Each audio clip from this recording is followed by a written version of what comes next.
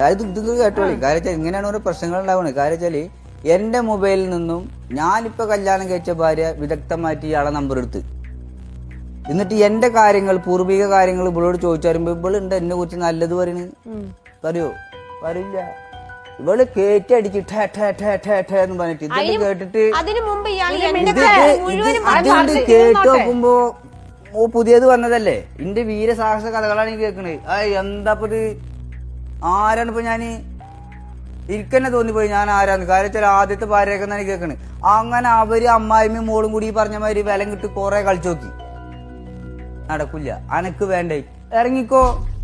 ജീവിക്കണ പോരെ. ഈ ഒരൊറ്റ ചോദ്യം. ഓൾക്ക് ജീവിക്കണം പറഞ്ഞ് ഓൾഡ് പോകുന്നു. നല്ല പോലെ ജീവിക്കുന്നുണ്ട്. കൂടുതൽ സംസാരങ്ങളില്ല. ഞാൻ ഇന്നമായിട്ട് ആളാണ്. ഞാൻ ഇന്നമാതിരി ആള്. ഇന്ന ആൾക്കാരെ ഒഴിവാക്കാൻ എന്നെ കാര്യങ്ങളാണ്. അനക്കും അങ്ങനെ തീരുമാനം ഉണ്ടെങ്കിൽ വളരെ രഹസ്യമായിട്ട് ചെയ്യാൻ വേഗം പോവുക. മറ്റുള്ളവരെ ബുദ്ധിമുട്ടി തെരഞ്ഞു നടക്കാൻ കായൽ വെക്കാനൊന്നും നിന്നെ കൊണ്ട് നേരല്ല. പിറ്റേന്ന് ഞാൻ എന്റെ പള്ളിക്കന്ന് എന്താ മേടിച്ചിട്ട് ഞാൻ അവിടെ കൊണ്ടുകൊടുക്കും. കാര്യം എന്തിനാണ് വെറുതെ നമ്മൾ റിസ്ക് ആയിട്ടെടുക്കണേ?